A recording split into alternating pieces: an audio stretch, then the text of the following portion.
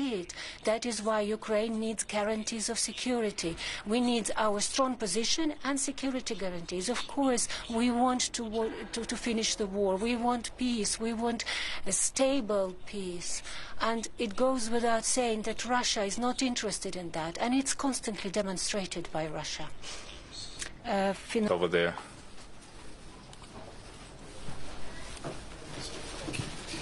Thank you so much, President Zelensky. Henry Foy, Financial Times.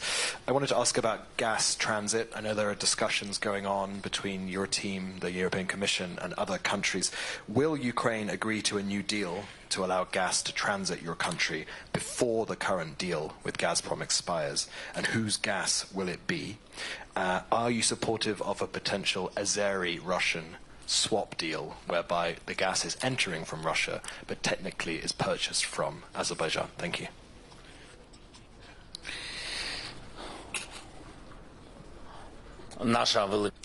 Our big advantage is that we are honest, open,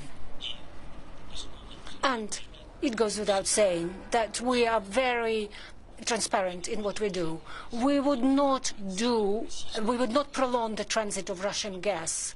We will not give the possibility of additional billions to be earned on our blood, on the lives of our citizens. And any country of the world that could get something cheap from Russia will become 100%. Tomorrow, or maybe in a month or in a year time, they will become dependent on Russian Federation. That is their policy. That is why we are not gonna indulge in transit in Russian gas. We have talked Slovakia, the Prime Minister mentioned this, and I explained to him very directly that if that is a gas not from Russia but other country, but we have to know that we will only transit gas if it's not coming from Russia. So it's the same. It's coming from Russia. It's originating from Russia, and they will continue to earn money in that war and will continue to become richer. If Russian and if the country is ready to guarantee to give us the gas but not to pay the money back to Russia until the end of the war, then it's a possible potentiality. We can think about it, but we would not give any chance to have additional billions of Russian Federation that would be put into the war. And by the way, when Slovakia has raised this issue and they say that they can, of course, they will lose money, it will be expensive for them to stop the transit. Ukraine, of course, lose so much more than that. If, to be honest, during war, it's a bit shameful to talk about money because we are losing people. But if we want to be pragmatic, down to earth, we are losing much more in energy money throughout the whole life. So Russia has captured our nuclear power station. Now we have a big deficit of electricity, and there are many, many more questions like that. Telekanal Inter, Irina Ivanova. I'm talking about the protection of energy sector of Ukraine. This is one of the topics of today's meeting. Please tell us. So NATO knows that we need 19 air defense systems. So when can we expect these shipments of air defense? As to the 19 systems of air defense, we're talking here not the Patriot systems. We're discussing here, talking about actually that Russia is now targeting our nuclear generation. So more than 22 stations that actually involved in generation. We need 19 additional systems to protect the network. Otherwise, we will be without 4 or 5 gigawatt of electricity next winter. So Russia understands that. They target it, we protect it. So this is an urgent issue. And of course, there is some movement. There is confirmed the shipments of some of the systems. We will start receiving them from Canada, from Germany. So if we have these systems, yes, but they are not enough. So we need 19 at least. And we also need Patriots in order to protect our towns and cities. We are working on that issue. Rostislav Demchuk, News Ukraine. Yesterday, you had a very long meeting in the headquarters of NATO with the General Secretary, Mark Rutte, with a whole number of leaders from European Union and the leadership of European Union. Well, talking about the reaction of these leaders and the results of your talks, everybody is saying that Ukraine should not be pushed towards the peace talks with Russia and to some steps which would not be thought over. Everything should happen in a wise way and thoughtfully. So have you reached consensus and the support of all the leaders of European Union? And of course, except Mr. Orban and Mr. Fico. Thank you.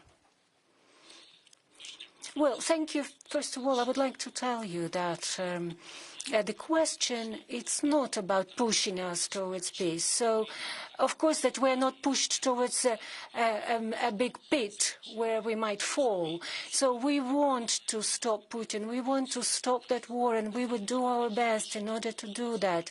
It's very important that the voice of Europe is united voice, that those countries which you just mentioned in the end of your question, that these countries should distribute Russian narratives, but that the voice of Europe is united and unanimous, and they are united also with the United States of America. We are waiting for the inauguration of the new president, Donald Trump, and we would like to start having a serious plan of how to stop Putin.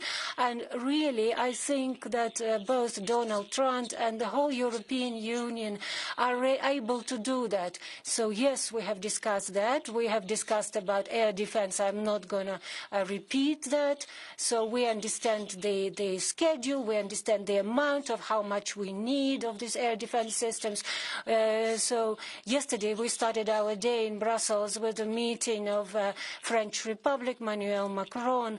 Oh yes, we support his initiative, but we need to have all the details about this military contingency. We say that it could be part of the security guarantees. It goes without saying that NATO is the best security guarantee for Ukraine. And of course, until Ukraine is a member of NATO, this aspect could be considered as an alternative. But the most important is that it is not just an artificial issue blown up. We need to have mechanisms, concrete mechanisms. If we heard about contingency, how many details, what they will do if Russia is attacking, for example. Many questions are being raised. We're discussing them. It is important that these issues are being raised, that we are actually starting to raise and discuss these issues. Euronews.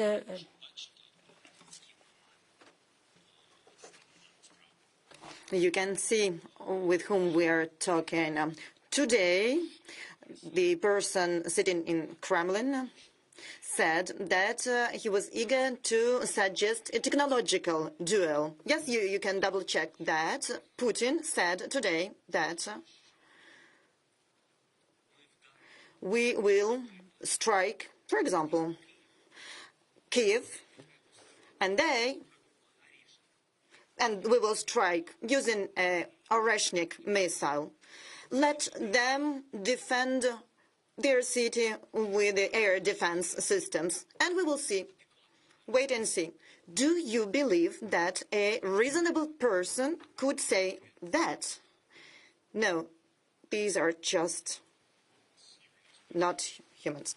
You're from Rudao Media Network. I am from Kurdistan, Mr. President. I would like to know, had the withdrawal of Russia from Syria impacted the war in Ukraine? What do you think?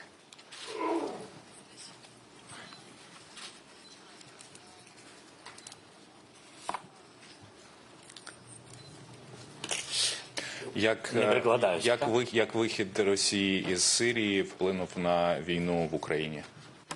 So, how? So, translated something other thing. Can you just repeat for me?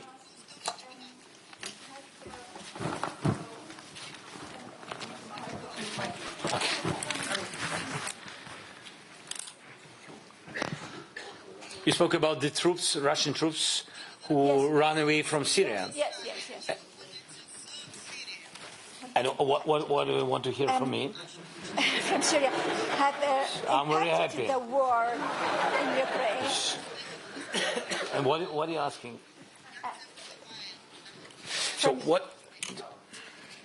My question. All the troops. Why is going on this way? Because all the troops, all Putin's army, now mostly is on our territory in Ukraine.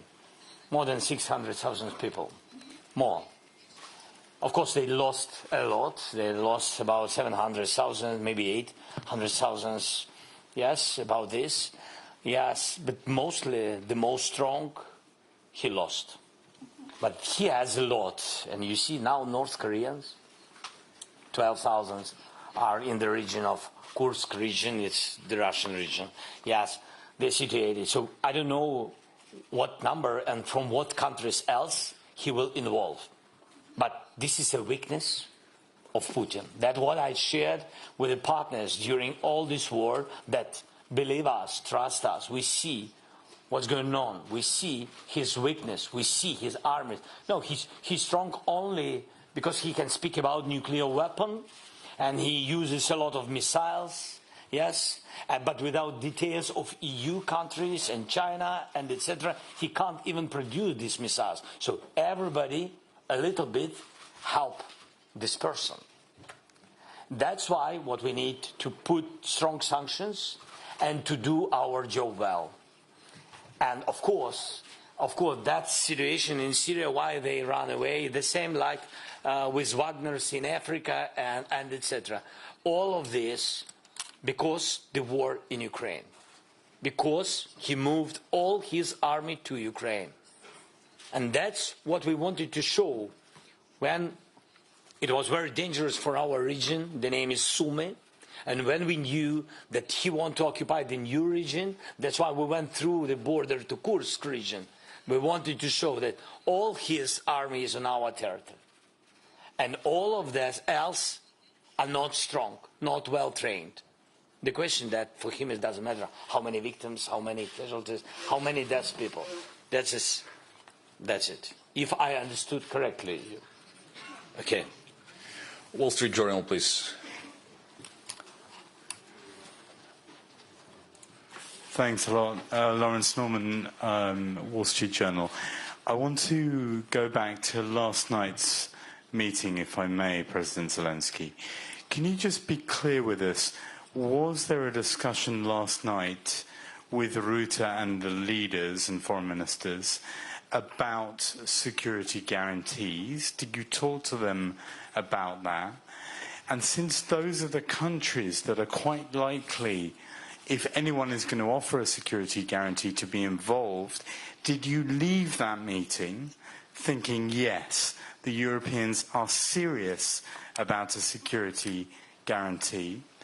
And one more question about it.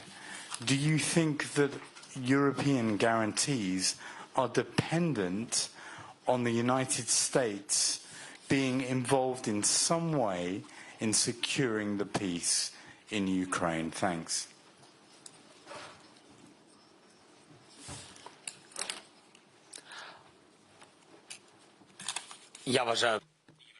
I believe that the European guarantees won't be sufficient for Ukraine. It's impossible to discuss over only with the European leaders, because for us, real guarantees, in any case, current or in the future, are NATO. And NATO is based on the decision and dependent on the decisions taken by the Europeans and by the United States of America. So in the future, we need and we want to have some guarantees, because we are not in the NATO right now. So we can discuss these guarantees with the United States of America and with the Europeans. That does not mean that there is a misunderstanding somewhere. For us, it was vital to speak and talk about missiles, air defense.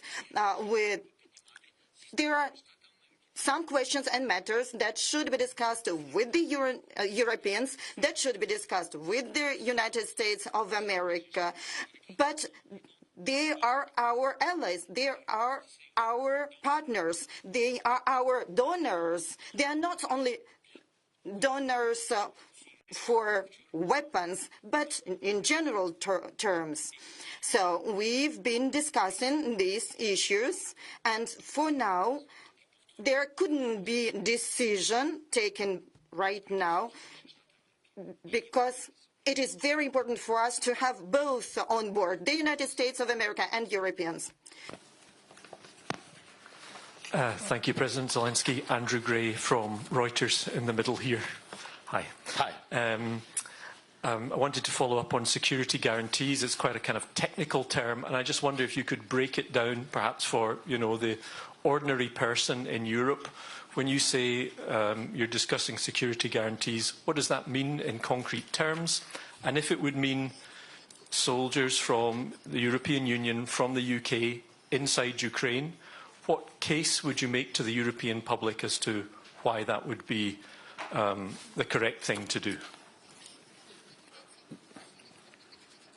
I'm sorry. Sorry. Can you ask again? Of course. Please. Yes, about security guarantees. Yeah, in concrete terms, what does that mean? And if that would include troops, soldiers from Europe, from the UK, inside Ukraine, what case would you make to the European public for why that's something they should do? I can't discuss it really now publicly. You have to understand that there are no decisions about it. Yes, there is some will, what I feel, political will, and understanding that Putin is dangerous, and it's understanding, total understanding that he will not stop in Ukraine. It's not, it's not some, European narratives or something like this. No, he will not stop. That affect, because for him, he needs very much to show success for his society, though he will do. And that's why I can't share some details until the decisions will be made. And again, common decisions, United States and EU. It's very, very important. EU, I mean Europe, because of course UK, of course, the part of this, we very count on it. And still wait, Prime Minister. Yes, your question, please. Thanks a lot. I'm here, to your left. Hi. Thomas Gutschka with German newspaper Frankfurter Allgemeine Zeitung. Thanks for the question. It's twofold. Everyone's saying now that Ukraine needs to be in a position of strength in order to get to negotiations with Russia. Could you please explain to us what that means in your view concretely? You've spoken about air defense systems, but of course, air defense systems won't change the reality on the battlefield, where Ukraine is currently losing ground. So what exactly does it mean for you to get into a position of strength? And the second half of this question, when it's debated here in Brussels, it's frequently being said that it's actually you who hold the key to changing the situation by lowering the drafting age. I know that's a very tough and difficult decision, but I suppose you've heard this argument from leaders as well. What is your reply when people ask you to lower the drafting age? Thank you.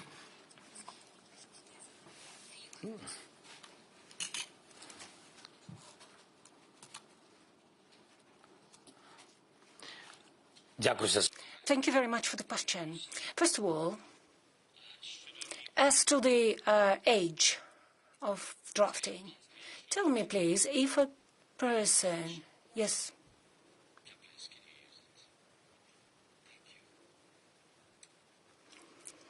So, as to the age,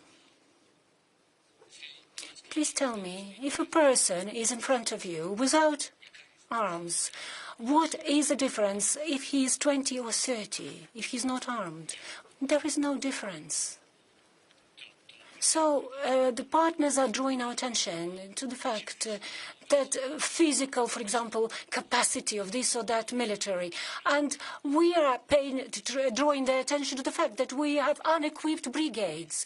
We have different brigades. We have very strong ones. But there are brigades without equipment. First of all, no weapons. The other question is that, and it seems to me that, how to put it in a good way. When we talked about the training of 14 or 12 brigades abroad, we have agreed a year ago that it should have started in the United States, and we discussed with the European colleagues that there will be a concrete schedule where this or that brigade, it's very important, not separate people, but the whole brigade, that it is trained wholly with the armaments, with the commanders, so that is one collective, that it influenced their capacity and their morality at the front when they are at the battlefield. And today we only have one brigade which was trained in France, and only one brigade which is additional now trained in Germany,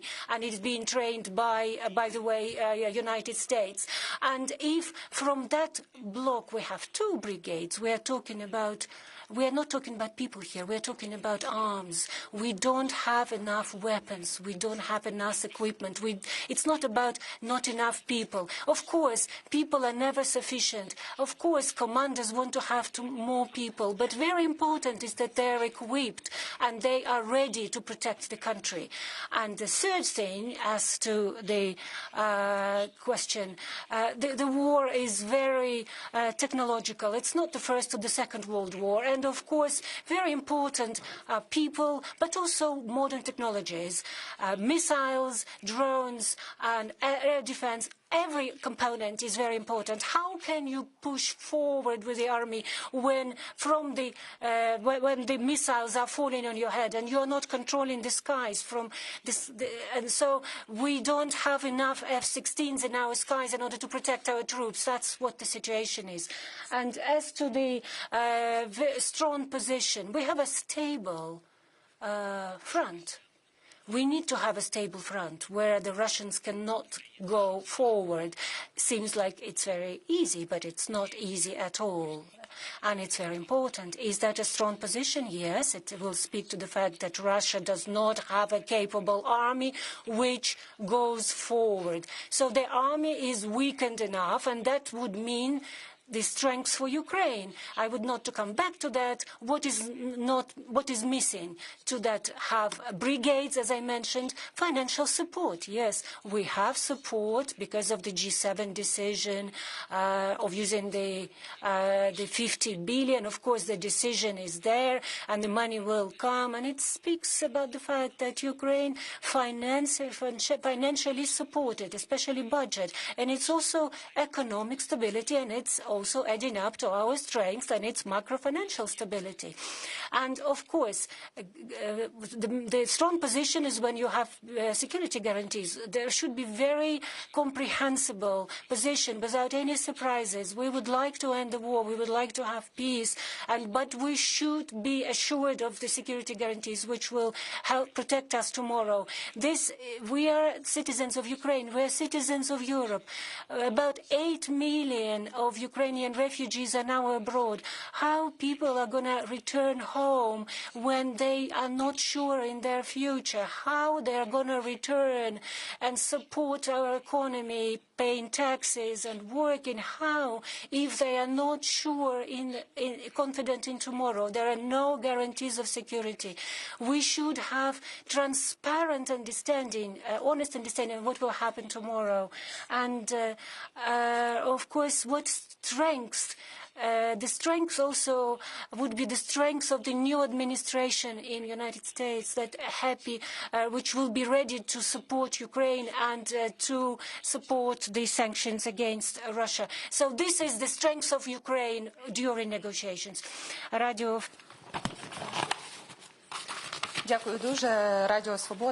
Thank you very much, dear President. You have already replied to one of the comments of Putin about the technological duel. And if Russia is ready to start negotiations without preconditions, but without any claims territorial, what about, how would you convince Donald Trump to support your position in these possible negotiations? So I am a bit surprised that he is ready for something. He is constantly telling that he is not legitimate. That's how they say it. As to the Istanbul agreements that never actually existed. There was an ultimatum of Russian Federation in the first day in 2022 when the first occupation started. And so their envoys in different directions using different sources have shown us the details of this so-called ultimatum. So these envoys in Ukraine are gone, they are disappeared abroad, or they are on the territory of Russia. Ukraine did not agree to the ultimatum of Russian Federation. They tried to have follow-up steps to soften their positions in this ultimatum. And you remember these were the meetings in Belarus and in Turkey. You remember all these. And all these meetings were called so-called Istanbul agreements. Ukraine has not signed anything, and these agreements don't exist. We had just responded to the ultimatum from the Russian side, and that is it. Take two more questions and finish. Your question, please. Yes. Let me see where we are. Please stand up so that people with microphone can see you.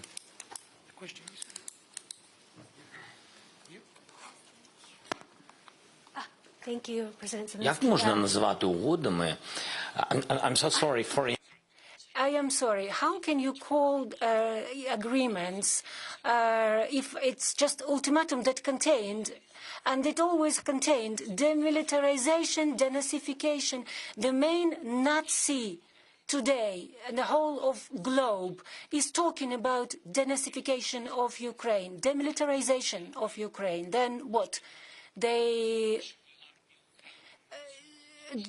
wanted to annihilate our army, so the army did not exist, 50,000 only. So he was just suggesting to Ukraine to give up, to freeze the conflict, to change the direction of their future, not NATO, not Europe, but directing itself to Russia, to take our independence, to deprive our of the future. And this person is now telling us that these are agreements. So this is he's an old fantasizer. He lives in a different world.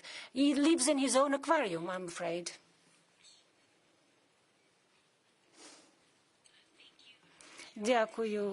Japan.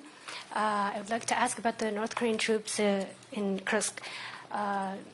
Earlier you have said 30 have been killed, and today South Koreans have said 100 have been killed. What is the current situation? Have you seen the number of casualties increasing? And also, Ukraine has been trying to persuade the North Korean soldiers to surrender. Were there actual escapes so far? And if there were to be any escapes, what support are you expecting from the South Koreans? Thank you.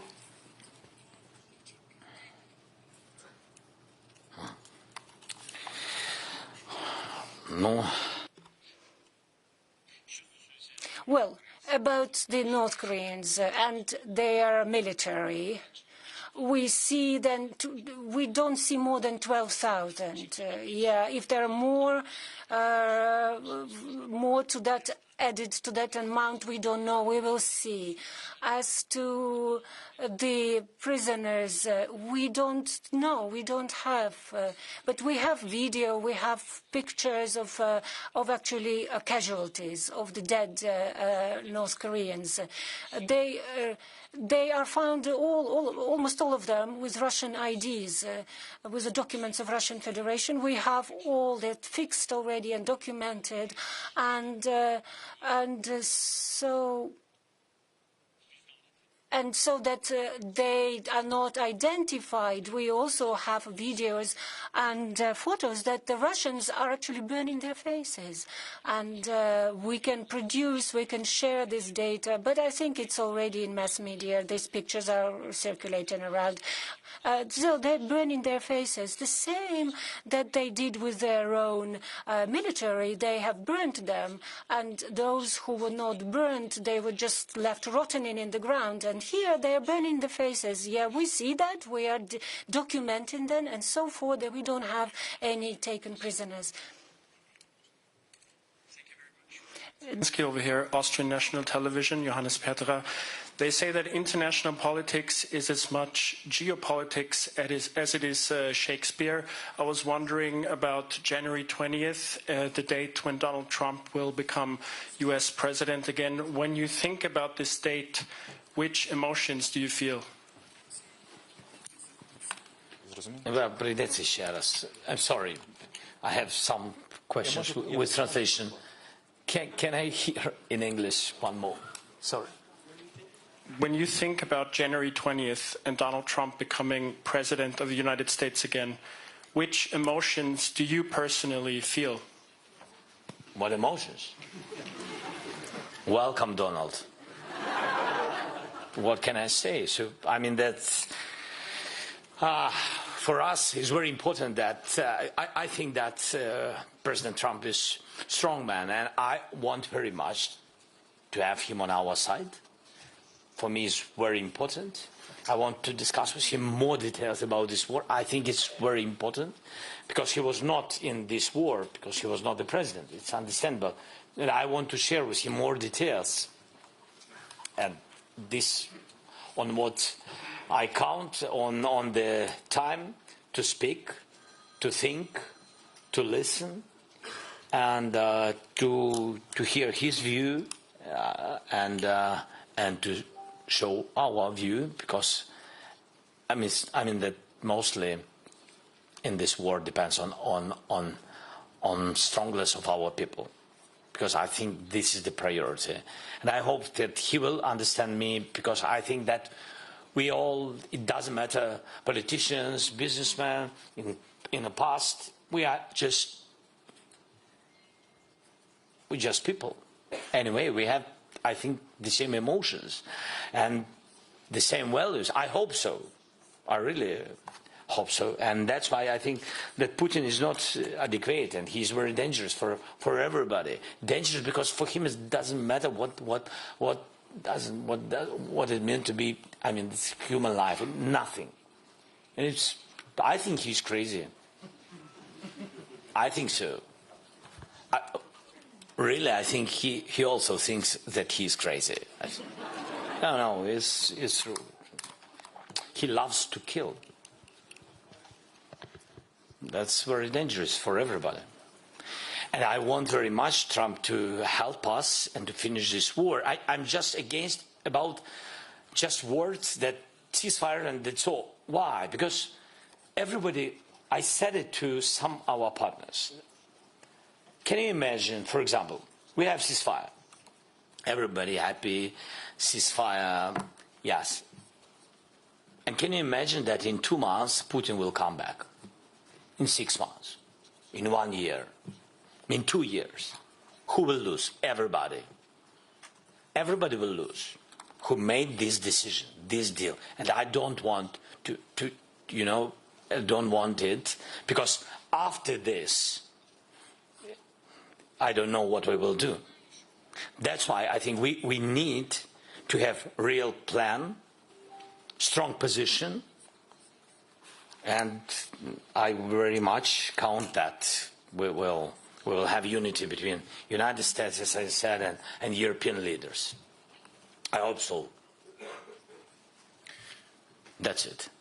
This concludes the press conference. Thank you very much. Thank you so much. Bye-bye. Thank you.